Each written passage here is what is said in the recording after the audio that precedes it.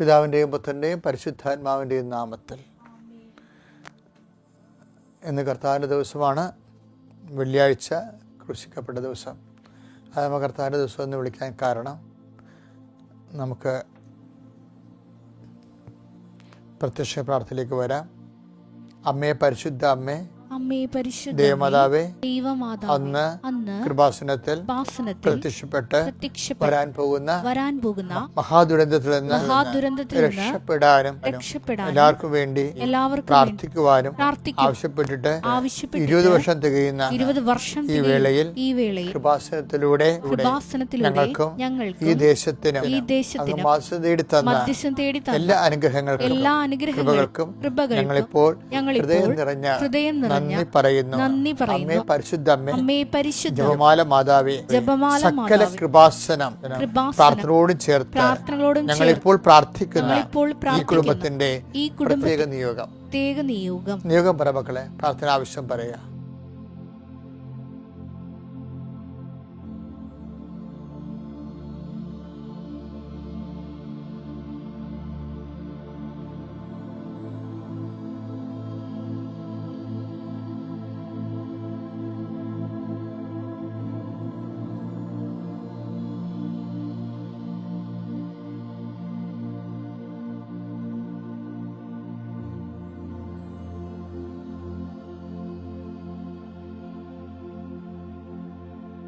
അമ്മയുടെ പ്രത്യക്ഷീകരണത്തിന്റെ ഈ ദ്വാദശക വേളയിൽ ഞങ്ങൾക്ക് സാധിച്ചു തരുവാൻ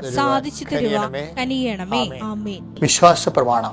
സർവശക്തനായ പിതാവും ആകാശത്തിന്റെയും ഭൂമിയുടെയും സൃഷ്ടാവുമായ ദൈവത്തിൽ ഞാൻ വിശ്വസിക്കുന്നു. അവിടുത്തെ ഏകപുത്രനും ഞങ്ങളുടെ കർത്താവുമായ ഈശോമിശിഹായിലും ഞാൻ വിശ്വസിക്കുന്നു. ഈ പുത്രൻ പരിശുദ്ധാത്മാവിനാൽ ഗർഭസ്ഥനായി കന്യകാമറിയത്തിൽ നിന്ന് പിറന്ന് പൊന്തിയോസ് പീലാത്തോസിന്റെ കാലത്ത് പീഡകൾ സഹിച്ച് കുരിശിൽ തറയ്ക്കപ്പെട്ട് മരിച്ച് അടക്കപ്പെട്ട് പാതാളങ്ങളിൽ ഇറങ്ങി മരിച്ചവരുടെ ഇടയിൽ നിന്ന് 3-ാം നാൾ ഉയർത്ത് സ്വർഗത്തിലേക്ക് എഴുന്നള്ളി സർവശക്തിയുള്ള പിതാവായ ദൈവത്തിന്റെ വലതുഭാഗത്തിരിക്കുന്നു. അവിടെ നിന്ന് ജീവിക്കുന്നവരെയും മരിച്ചവരെയും വിധിക്കുവാൻ വരുമെന്നും ഞാൻ വിശ്വസിക്കുന്നു. പരിശുദ്ധാത്മാവിലും ഞാൻ വിശ്വസിക്കുന്നു. വിശുദ്ധ കത്തോലിക്കാ സഭയിലും പുണ്യവാന്മാരുടെ ഐക്യത്തിലും പാപങ്ങളുടെ മോചനത്തിലും ശരീരത്തിന്റെ ഉയർപ്പിലും നിത്യമായ ജീവിതത്തിലും ഞാൻ വിശ്വസിക്കുന്നു. ആമേൻ. സ്വർഗ്ഗസ്ഥനായ ഞങ്ങളുടെ പിതാവേ, അങ്ങയുടെ നാമം പൂജിതമാകണമേ. അങ്ങയുടെ രാജ്യം വരണമേ. അങ്ങയുടെ തിരുമനസ് സ്വർഗത്തിലെ പോലെ ഭൂമിയിലും ആകണമേ. അന്നു വേണ്ടുന്ന ആഹാരം ഇന്ന് ഞങ്ങൾക്ക് തരണമേ. ഞങ്ങളോട് തെറ്റ് ചെയ്യുന്നവരോട് ഞങ്ങൾ ക്ഷമിക്കുന്നത് പോലെ ഞങ്ങളുടെ തെറ്റുകൾ ഞങ്ങളോടും ക്ഷമിക്കണമേ. ഞങ്ങളെ പ്രലോഭനത്തിൽ ഉൾപ്പെടുത്തരുതേ, തിന്മയിൽ ഞങ്ങൾ രക്ഷിക്കണമേ. ആമേൻ. നന്മ നിറഞ്ഞ മറിയമേ, സ്വസ്തി. കർത്താവ് അങ്ങയുടെ കൂടെ സ്ത്രീകളിൽ അങ്ങ് അനുഗ്രഹിക്കപ്പെട്ടവളാകുന്നു. അങ്ങയുടെ ഉദരത്തിൻ ഫലമായി ഈശോ അനുഗ്രഹിക്കപ്പെട്ടവനാകുന്നു. പരിശുദ്ധ മറിയമേ, തമ്പുരാന്റെ അമ്മേ, പാപികളായ ഞങ്ങൾക്ക് വേണ്ടി ഇപ്പോഴും ഞങ്ങളുടെ മരണസമയത്തും തമ്പുരാനോട് അപേക്ഷിക്കണമേ. ആമേൻ. പ്രത്യക്ഷ പ്രാർത്ഥന കഴിഞ്ഞു. ഇനി അനുദിന അനുഗ്രഹ പ്രാർത്ഥനയ്ക്ക് പ്രവേശിക്കുകയാണ്. കർത്താവിന്റെ ഉന്നതമായ നാമത്തിന് സ്വസ്ത്രം ചെയ്യുന്ന കർത്താവിന്റെ വിശുദ്ധ പൗരോഹിത്യത്തെ മഹത്വപ്പെടുത്തണമേ. കർത്താവ് സഭയിലുള്ള സാന്നിധ്യം പ്രകടമാക്കണമേ. കർത്താവ് അനേകം മക്കള് മുട്ടിൽ നിന്നും കൈവിരിച്ചും കൈകൂപ്പിയും കണ്ണടച്ചും ഭക്തിപൂർവ്വം ഇപ്പോൾ പ്രാർത്ഥിച്ചുകൊണ്ടിരിക്കുകയാണ്. വിവിധ ഭൂഖണ്ഡങ്ങളിൽ, രാജ്യങ്ങളിൽ, സംസ്ഥാനങ്ങളിൽ, ജില്ലകളിലെല്ലാം കർത്താവ് അവരുടെ മേലെല്ലാം കർത്താവിൻ്റെ വലിയ വർഷം, അനുഗ്രഹ വർഷം ചൊരിയണമെന്ന് പ്രാർത്ഥിക്കുന്നു. കർത്താവ് നിന്റെ തിരുമുറിവാർന്ന് വലതുകരം ഇപ്പോൾ പ്രാർത്ഥന മുഴുകിയിരിക്കുന്ന ഓരോ മക്കളുടെ മേലും വെക്കണമെന്ന് പ്രാർത്ഥിക്കുന്നു. അടിപ്പിടം പോലെ വൈദാഖം പോലെ കർത്താവ് ശിഖം മുതൽ നഖം വരെ കർത്താവിൻ്റെ ശക്തി ഒഴുകട്ടെ എന്ന് പ്രാർത്ഥിക്കുന്നു. കർത്താവിൻ്റെ ശക്തി പ്രഭാതത്തിൽ അവർക്ക് അവകാശമാകട്ടെ പ്രാർത്ഥിക്കുന്നു. കർത്താവിൻ്റെ ശക്തി ഈ പ്രഭാതത്തിൽ അവർക്ക് ഓഹരിയാകട്ടെ പ്രാർത്ഥിക്കുന്നു. കർത്താവ് സർവോപരി അങ്ങ് തന്നെയാണ് ഞങ്ങളുടെ അവകാശം, ഓഹരിയും.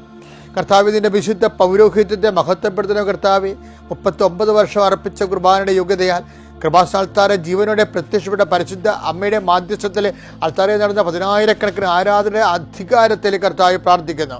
എൻ്റെ കർത്താവിൻ്റെ ഉന്നതമായ നാമത്തിൽ സഭയുടെ അധികാരത്തിൽ ഇപ്പോൾ പ്രാർത്ഥിക്കുന്ന ഓരോ മക്കളുടെ അടിപ്പെടുന്ന പോലെ വൈദാഖ്യ ദൈവികമായ ശക്തി കർത്താവ് ആനന്ദനം കണ്ടെന്ന് പ്രാർത്ഥിക്കുന്നു. മാരക രോഗങ്ങൾ, തീരാവേദികൾ, ജീവിത ദുരിതങ്ങൾ, ആരെല്ലാം എന്തെല്ലാം കാര്യങ്ങൾക്ക് വേണ്ടി ഭാരപ്പെടുന്നല്ലോ, ആരെല്ലാം എന്തെല്ലാം കാര്യങ്ങൾക്ക് വേണ്ടി ഭാരപ്പെടുന്നുവോ അവിടെ മനസ്സിൻ്റെ ഹൃദയത്തിൻ്റെ ഭാരങ്ങൾ യേശുക്രിസ്തു നാമത്തിൽ നീങ്ങിപ്പോട്ട് പ്രാർത്ഥിക്കുന്നു. കർത്താവേ, നിന്റെ വിശുദ്ധമായ രക്തത്താൽ മക്കളെ തളിക്കണമേ. മാരകമായ രോഗങ്ങൾ, ഹൃദയഭാരങ്ങൾ, കർത്താവേ, കാഴ്ചയില്ലാത്ത അവസ്ഥകൾ, കണ്ണിന് കാഴ്ച കരുവിരിപ്പുള്ള അവസ്ഥകൾ, മൂക്കിന് കടന്ന അഡിനോയിഡിന് രോഗങ്ങളുള്ളവർ, ഭുജങ്ങൾ, കൈകൾ പൊക്കാനും താത്താനും പറ്റാത്ത വിധത്തിൽ നീര് കല്ലച്ചു പോയവർ, വിവിധങ്ങളായ ആന്തരിക അവയവങ്ങൾക്ക് വന്നപ്പെട്ട രോഗങ്ങൾ, പേശികൾക്കുള്ള രോഗങ്ങൾ, കോശങ്ങൾക്കുള്ള രോഗങ്ങൾ യേശു ക്രിസ്തുവിൻ്റെ ഉന്നതമായ നാമത്തിൽ മാറിപ്പോകട്ടെ എന്നും അമ്മമാതാവിൻ്റെ മധ്യസ്ഥത്തിൽ യേശുനാമത്തിൽ കൽപ്പിക്കുന്നു. ആമേൻ. കർത്താവിൻ്റെ ഉന്നതമായ നാമത്തിൽ സ്വന്തം ചെയ്ത് കർത്താവിൻ ഞങ്ങളുടെ യാത്രകളെ സംബന്ധിച്ച് പ്രാർത്ഥിക്കുന്നു, ഞങ്ങളുടെ സംരംഭങ്ങളെ സംബന്ധിച്ച് പ്രാർത്ഥിക്കുന്നു, ഇന്നത്തെ സംസാരങ്ങളെ സംബന്ധിച്ച് പ്രാർത്ഥിക്കുന്നു, ഇന്നത്തെ ചർച്ചകളെ സംബന്ധിച്ച് പ്രാർത്ഥിക്കുന്നു, ഇന്നത്തെ മീറ്റിങ്ങുകളെ സംബന്ധിച്ച് പ്രാർത്ഥിക്കുന്നു. ഇന്ന് ഓരോ വിഷയങ്ങളെയും വ്യക്തികളുടെ സ്ഥാപനങ്ങളുള്ള സന്ദർശനത്തെയും ഇടപാടുകളെയും ഇടപഴകലുകളെയും സംബന്ധിച്ച് പ്രാർത്ഥിക്കുന്നു. കർത്താവിൻ്റെ കരുണ നിങ്ങൾക്ക് ആവശ്യിക്കട്ടെ. ഞാൻ എവിടെ പോയാലും നിങ്ങളുടെ കൂടെ ഉണ്ടാകുന്ന അരുളി ചെയ്ത കർത്താവിൻ്റെ വാഗ്ദാനം അക്ഷരാർത്ഥത്തിൽ ഇന്ന് നിങ്ങളുടെ ജീവിതത്തിൽ പ്രവർത്തികമാകുകയും നിങ്ങളുടെ വിശ്വാസം അടയാളം കൊണ്ട് സ്ഥിരീകരിക്കപ്പെടുകയും ചെയ്യട്ടെ. നിത്യം പിതാവും പുത്രനും പരിശുദ്ധാത്മാവുമായ സർവേശ്വരായ നീക്കുവാമേൻ. പ്രിയമുള്ളവരെ, നമ്മൾ ഇന്ന് വായിക്കാൻ പോകുന്ന സുവിശേഷം യോഹന്നാന്റെ സുവിശേഷമാണ്. 17-ാം അധ്യായം 4-ാമത്തെ വാക്യം. ഇതിൻ്റെ കൂടെ വായിക്കുന്നത് ലൂക്ക 18:8. ഇതിൻ്റെ കൂടെ വായിക്കുന്നത് മത്തായി 26:50. ഇത്രയും വചനങ്ങൾ നമ്മൾ ഇന്ന് പെട്ടെന്ന് ധരിക്കേണ്ടത്. യോഹന്നാൻ 17:4. അവിടുന്ന് എന്നെ ഏൽപ്പിച്ച ജോലി പൂർത്തിയാക്കിക്കൊണ്ട് അവിടുന്ന് എന്നെ ഏൽപ്പിച്ച ജോലി പൂർത്തിയാക്കിക്കൊണ്ട് ഭൂമിയിൽ അവിടുത്തെ ഞാൻ മഹത്വപ്പെടുത്തി. എൻ്റെ പ്രിയപ്പെട്ടവരെ, എപ്പോഴും നമ്മൾ ചിന്തിക്കേണ്ടത് പട്ടകല്യാണത്തിൻ്റെ 39-ാമത്തെ വർഷത്തിലേക്ക് പ്രവേശിക്കുന്ന ദൈവബലി അർപ്പിക്കുമ്പോൾ കർത്താവ് കുറേ വെളിപാടുകൾ പ്രസംഗത്തിൽ തന്ന്. അതിൻ്റെ ഒരു ഭാഗമാണിത്. അതായത് കർത്താവ് അന്ന് പറഞ്ഞത്, നീ ഒരു ജീവിത പങ്കാളിയോടാ. ജനങ്ങളോട് സംസാരിക്കുമ്പോഴാണല്ലോ കർത്താവ് പുരോഹിതനെ അഭിഷേകം ചെയ്തിരിക്കുന്നത്.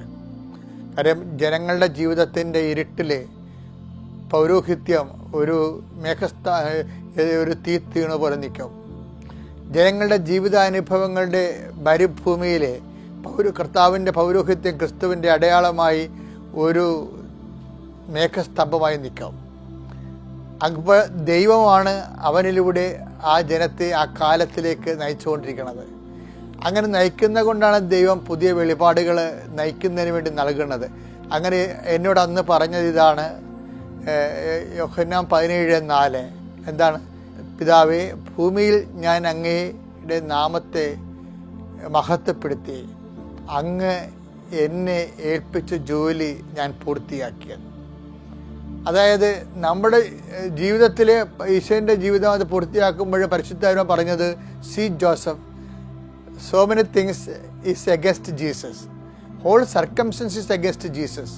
എന്നിട്ടും ജീസസ് കർത്താവിൻ്റെ പ്രഖ്യാപനം എന്താണ്? ഏൽപ്പിച്ച ജോലി പൂർത്തിയാക്കുന്നതിലാണ് ശ്രദ്ധ. അതിനിടയിലാണ് യൂദാസ് കയറി വന്നത്. യൂദാസ് കയറി വരാൻ പോകുന്ന നിമിഷങ്ങൾ കർത്താവ് ചോരപ്പുറത്ത് കാണുന്നുണ്ട്. അവൻ്റെ ചോര വിയർപ്പിൻ്റെ ആ അബ്രപാളികൾക്ക്, ആ ചുവന്ന അബ്രപാളികൾക്ക് അപ്പുറത്തേക്ക് യൂദാസിൻ്റെ കറുത്ത നിഴലുകൾ തന്നെ മുത്തി ഒറ്റിക്കൊടുക്കാൻ വേണ്ടി വരുന്നത് കാണുന്നുണ്ട്. അത് കണ്ടുകൊണ്ടാണ് കർത്താവ് പറയണത്, ഭൂമിയിൽ ഞാൻ അങ്ങയെ മഹത്വപ്പെടുത്തിയെന്ന്, അഥവാ ഞാൻ മഹത്വപ്പെടുത്താൻ പോകുന്നു. എന്താണ്? ഏൽപ്പിച്ച ജോലി ഞാൻ പൂർത്തിയാക്കാൻ പോകുന്നു. അതിനുള്ളിൽ യൂദാസ് വന്നാലും മുത്തിക്കൊടുത്താലും ഈശോ യൂദാസുമായിട്ട് ബ്രേക്കപ്പ് ചെയ്യുന്നുണ്ട്. ലാസ്റ്റ് ഡയലോഗ് അവിടെ വെച്ച് നടന്നുകൊണ്ട് ഈശോ ബ്രേക്കപ്പ് ആകുകയാണ്. ബ്രേക്കപ്പ് ആകണമെന്ന് വെച്ച് കഴിഞ്ഞാൽ യൂദാസ് എങ്കിലും കർത്താവിൽ നിന്ന് ബ്രേക്കപ്പ് ആകുന്ന ഒരു സമയമാണത്. അത് വായിക്കുന്നത് മത്തായിയുടെ സുവിശേഷമാണ്. മത്തായിയുടെ സുവിശേഷം 26:50. യേശു അവനോട് ചോദിച്ചു, സ്നേഹിത, നീ എന്തിനാണ് വന്നത്? അപ്പോൾ അവർ മുന്നോട്ട് വന്ന് യേശുവിനെ പിടിച്ചു. അത് നോക്കി. അപ്പോൾ ഈശോ യൂദാസ് നീ ചെയ്യാനിരിക്കുന്നത് വേഗം ചെയ്യാൻ വേണ്ടി പറയുമ്പോൾ തന്നെ അവൻ പണം കൊടുത്ത് കർത്താവിൻ്റെ ജീവൻ കവരാൻ വേണ്ടിയാണ് അവൻ ഇരുട്ടിലേക്ക് പോയതെന്ന് ഈശോയ്ക്ക് അറിയാമായിരുന്നു. വീണ്ടും ഇരുട്ടിലൂടെ അവൻ തിരിച്ചു വരുമ്പോഴേ കർത്താവ് ചോദിക്കണത് സ്നേഹിത എന്നാണ്, അല്ല വഞ്ചക, തെമ്മാടി എന്നല്ല വിളിക്കണത്. അതായത് ഈശോ ദൈവം ഏൽപ്പിച്ച ജോലി, നിങ്ങളെല്ലാവരും എന്നെ വിട്ടിട്ട് പോകും, പക്ഷെ ഞാൻ ഏകനല്ല, എൻ്റെ പിതാവിനോട് കൂടെ ഉണ്ടെന്ന് പറയുമ്പോഴും മനുഷ്യപുത്രൻ എഴുതപ്പെട്ടിരിക്കുന്നവരെ കടന്നു പോകുമെന്ന് പറയുമ്പോഴും കർത്താവ് പറയുന്ന വാക്ക് അതിനെല്ലാത്തിൻ്റെ ഒരു തലക്കെട്ട് പോലെ പറയണത് ഏൽപ്പിച്ച ജോലി പൂർത്തിയാക്കി ദൈവത്തെ ഞാൻ മഹത്വപ്പെടുത്തിയെന്നാണ്. ഇത് ഈ വചനത്തിനോട് ചാരെ ചേർത്ത് വെച്ചുകൊണ്ടാണ് അന്ന് കർത്താവ് വ്യാഖ്യാനം. നീ ഒരു ഭർത്താവാണെങ്കിൽ നിന്റെ ഭാര്യ നിന്നെ അംഗീകരിക്കുകയോ അല്ലെങ്കിൽ പണമുള്ളവ മാത്രം നിന്നോട് പ്രത്യേക സാഹിത്യം കൂടും. അത് ഭാര്യയുടെ കഴുത്ത് സ്വർണ്ണം ഉണ്ടെങ്കിലും അവൾക്ക് ഓഹരി ഉണ്ടെങ്കിലും ഭർത്താവിന് പ്രത്യേക സ്നേഹം. ഇതൊന്നും ഇല്ലെങ്കിൽ സ്നേഹമില്ല. കാലാവസ്ഥകൾ ഇങ്ങനെ മാറിക്കൊണ്ടേയിരിക്കും. ഇപ്പോഴാണ് നമ്മൾ ക്ലൈമറ്റ് ചേഞ്ചിനെ കുറിച്ച് പറയുന്നത്. അത് ആകാശത്തുള്ള ക്ലൈമറ്റ് ചേഞ്ചാണ്. പക്ഷെ നമ്മുടെ കുടുംബങ്ങളിലെല്ലാം എപ്പോഴും ഈ ന്യൂനമർദ്ദങ്ങൾ നടന്നുകൊണ്ടേയിരിക്കും. യേശുവിൻ്റെ ജീവിതത്തിലും പത്രോസ് പറയും, എല്ലാവരും നിന്നെ ഉപേക്ഷിച്ചാലും ഞാൻ നിന്നെ ഉപേക്ഷിക്കുന്നത് പറയുമ്പോൾ ഈശോ പറയും ക്ലൈമറ്റ് ചേഞ്ച് ഉണ്ടാകും. ഇന്ന് കോഴിക്കൂന്ന് മുമ്പ് നീ എന്നെ 3 പ്രാവശ്യം തള്ളിപ്പറയും, ഇടിമുഴക്കം ഉണ്ടാകും, മിന്നൽപ്പിണറുണ്ടാകും, പെരുമഴ പെയ്യുമെന്നൊക്കെ പറയും കർത്താവ്. അപ്പോൾ ഇങ്ങനെയെല്ലാം ക്ലൈമറ്റ് ചേഞ്ച് ഉണ്ടാകുമ്പോഴും കർത്താവ് എന്താ പറയണത്? ജീവിതത്തിൽ ഏത് കാലാവസ്ഥകൾ പറയുമ്പോൾ നിൻ്റെ മക്കൾ, നിൻ്റെ ജീവിത പങ്കാളി, ചിലപ്പോൾ മക്കൾ, ചിലപ്പോൾ നീ എന്തുമാത്രം വേദകര, പല മക്കളും അപ്പന്മാരെ കാണുന്നില്ല. എന്താ കാര്യം? വെളുപ്പിന് എഴുന്നേറ്റ് ജോലിക്ക് പോകും, അവർ കിടന്നുറങ്ങുമ്പോൾ തിരിച്ചു വരും. അപ്പൻ എന്തുമാത്രം വേർത്തോ എല്ലിടിഞ്ഞോ ഒന്നൊന്നും മക്കൾക്ക് അറിയത്തില്ല. അതുകൊണ്ട് തന്നെ മക്കൾക്ക് നിങ്ങളുടെ വേദനയുടെ ഭാരങ്ങളാ, കഷ്ടപ്പാടിൻ്റെ ആക്കങ്ങളാ, തൂക്കങ്ങളാ അറിയത്തില്ല. അവർ ചിലപ്പോൾ അതൊന്നും അറിയാതെ നിന്നോട് പെരുമാറും. അപ്പോഴും എന്താണ് ഈശോ പറയണത്? ആരല്ല മക്കളെങ്ങനെ പെരുമാറിയാലും, ഭർത്താവ് എങ്ങനെ പെരുമാറിയാലും, ഭാര്യ എങ്ങനെ പെരുമാറിയാലും നിനക്ക് ആൾട്ടിമേറ്റ് ആന്തരിക ഉത്തരവാദിത്വം ആരോടാണ്? ദൈവത്തോട് നീ പറയണം എന്താണ്? ഏൽപ്പിച്ച ജോലി ഞാൻ പൂർത്തിയാക്കി. നിന്നെപ്പോലെ എൻ്റെ സാഹചര്യവും വളരെ മോശമാണ്. എൻ്റെ വൈഫ് എന്നെ അംഗീകരിക്കണില്ല, എൻ്റെ ഭർത്താവ് എന്നെ അംഗീകരിക്കണില്ല, അവരെ കണ്ടാൽ എപ്പോഴും കിറുകിറുപ്പും വഴക്കുമൊക്കെയാണ്. ഞാനെങ്ങനെയാണ് ജീവിക്കണമെന്ന് എനിക്ക് തോന്നുന്നു. എന്തിനാണ് ഇങ്ങനെ ഒരു ജീവിതം എനിക്ക് തന്നതെന്ന് പലപ്പോഴും ദൈവത്തോട് ചോദിച്ചു. കർത്താവിന് ആ ചോദ്യം ഈശോയ്ക്ക് ചോദിക്കാമായിരുന്നു. കുരിശെടുക്കാനും മുൾക്കിടം ചൂടാനും തിരുവിളക്ക് എഴുത്തം മേടിക്കാനും ആൾക്കാരുടെ ആട്ടും തുപ്പും മേടിക്കാൻ വേണ്ടി എന്തിനാണ് ജീവിതം എനിക്ക് തന്നതെന്ന് ആദ്യം ചോദിക്കേണ്ടിയിരുന്ന കർത്താവാണ്. പിന്നെ ചോദിക്കേണ്ടിയിരുന്ന പരിശുദ്ധ അമ്മയാണ്. ഈ ആൾക്കാരെല്ലാം ഹൃദയത്തിൽ സഹനദാസനെ പോലെ ഹൃദയത്തെ സംഗ്രഹിച്ചുകൊണ്ട് പറഞ്ഞ വാക്കെന്താണ്? അങ്ങയെ മഹത്വപ്പെടുത്തി. എൻ്റെ ഈ ഭൂമി എന്തിനുള്ളതാണെന്ന് ഈശോ പറഞ്ഞു. അതെന്താണ്? ഏത് സാഹചര്യത്തിലും ദൈവത്തെ മഹത്വപ്പെടുത്താനുള്ളതാണെങ്കിൽ അത് നമ്മുടെ മുമ്പിലുള്ള ഓപ്ഷൻ എന്താണ്? ദൈവം തന്ന ജോലി ഏത് സാഹചര്യത്തിലും പൂർത്തിയാക്കും. നീ ഒരു വിദ്യാർത്ഥിയാണ്, നിൻ്റെ മുമ്പിലുള്ള ഓപ്ഷൻ എന്താണ്? തിരഞ്ഞെടുപ്പ് എന്താണ്? ഏൽപ്പിച്ച ജോലി പൂർത്തിയാക്കുക. നീ ഒരു ഭാര്യയാണ്, നിനക്ക് സ്നേഹം കിട്ടണില്ല, നിനക്ക് മക്കൾ പോലും നിന്നെ അംഗീകരിക്കണില്ല, നീ പനിയായിട്ട് നീ ആരോഗ്യത്തോടെ നിന്നാൽ 100,000 ഡിമാൻഡുമായിട്ട് മക്കൾ വരും. നീ കിടന്നു പോയാൽ നീ എന്തിനാ കിടക്കണമെന്ന് പോലും മക്കൾ ചോദിക്കത്തില്ല. അപ്പോഴും നീ പറയണം, അപ്പാ എന്നെ ഏൽപ്പിച്ചു. മക്കളെന്നെ കിടന്നപ്പോഴാണ് മക്കൾ ആരാണെന്ന് എനിക്ക് മനസ്സിലായത്. മക്കൾ ആര് തന്നെ ആയാലും ശരി. ചില അമ്മമാർ ചോദിക്കും, നീ എൻ്റെ വയറ്റിൽ തന്നെ പറഞ്ഞതാണോടാ എന്ന് ചോദിക്കുമ്പോൾ ആർക്കറിയാം എന്ന് അവർ പറയും. നിങ്ങൾ പറഞ്ഞു ഞാനാണ് നിങ്ങളുടെ അമ്മയെന്ന്. ഇങ്ങനെയൊക്കെ തോന്നിവാസം പറയുന്ന മക്കളെ ഞാൻ കണ്ടിട്ടുണ്ട്. പക്ഷേ എങ്കിലും ഒരു വിശ്വാസിയെ തോൽപ്പിക്കാൻ ആർക്കും പറ്റത്തില്ല. ഒരു മുൾക്കിടത്തിനോ തിരുവിലാ മുറിവിനോ അതുപോലെ തന്നെ ഒരു കുരിശിനോ യേശുവിനെ തോൽപ്പിക്കാൻ പറ്റിയില്ലെങ്കിൽ യേശു വിശ്വസിക്കുന്ന എന്നെയും നിന്നെയും തോൽപ്പിക്കാൻ പറ്റത്തില്ല. എന്താ കാര്യം? നമ്മളൊക്കെ ജീവിക്കണത് യേശുവിൻ്റെ ഒരു വാക്ക് പൂർത്തിയാക്കാൻ വേണ്ടി, അവൻ ദൈവനാമത്തെ, യേശുക്രിസ്തുവിൻ്റെ പിതാവായ ദൈവത്തെ മഹത്വപ്പെടുത്താൻ വേണ്ടിയാണെങ്കിൽ നമ്മുടെ മുമ്പിലുള്ള എന്താണ്? നമ്മുടെ പ്രാർത്ഥന അത് തന്നെയാണ്. പിതാവേ, ഭൂമിയിൽ ഞാൻ അങ്ങയെ മഹത്വപ്പെടുത്തി, അങ്ങനെ എപ്പം ജോലി ഞാൻ പൂർത്തിയാക്കി. അപ്പോൾ വൈഫിൽ നിന്ന് എന്ത് കിട്ടിയാലും നിൻ്റെ ജോലി പൂർത്തിയാക്കാൻ, ഭർത്താവെന്ന ജോലി നീ പൂർത്തിയാക്കണം ദൈവനാമത്തിൽ. ഭർത്താവിൽ നിന്ന് എന്ത് തിന്മ കിട്ടിയാലും ജീവിത പങ്കാളി എന്ന രീതിയിലേക്ക് നിൻ്റെ ഒരു ദൗത്യമുണ്ട്.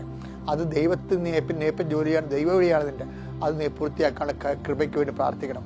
മക്കളിൽ നിന്ന് എന്ത് കിട്ടിയാലും ശരി, അത് തിന്മയായാലും നന്മയായാലും ശരി, നിന്നെ സംബന്ധിച്ചിടത്തോളം അതെല്ലാം നിൻ്റെ അങ്ങനെ ആയിട്ട് പോലും ജീവിതം പരിസരം മുഴുവനും യേശുവിന് പ്രതികൂല്യമായിട്ട് പോലും ഏപ്പൻ ജോലി പൂർത്തിയാക്കി ക്രിസ്തു വിശ്വസിക്കുന്നവർക്ക് ജീവിതം ഓരോ കഷ്ടപ്പാടും പോലും ദൈവനാമത്തെ മഹത്വപ്പെടുത്താൻ വേണ്ടിയുള്ള ഒരു ആവേശത്തിൻ്റെ അഭിഷേകമാണ്. ദൈവം നിന്നെ അനുഗ്രഹിക്കട്ടെ. Praise the Lord. അത്യപൂർവ ദൈവാനുഭവങ്ങൾ ഇനി നിങ്ങൾക്കും സ്വന്തം. യൂട്യൂബ് ചാനൽ ഇതുവരെ സബ്സ്ക്രൈബ് ചെയ്തിട്ടില്ലെങ്കിൽ ഇപ്പോൾ തന്നെ സബ്സ്ക്രൈബ് ചെയ്യുക. ഈ വീഡിയോ ഇപ്പോൾ തന്നെ നിങ്ങളുടെ സുഹൃത്തുക്കൾക്ക് ഷെയർ ചെയ്തുകൊണ്ട് കർത്താവിന്റെ പ്രേക്ഷിതരാകുക.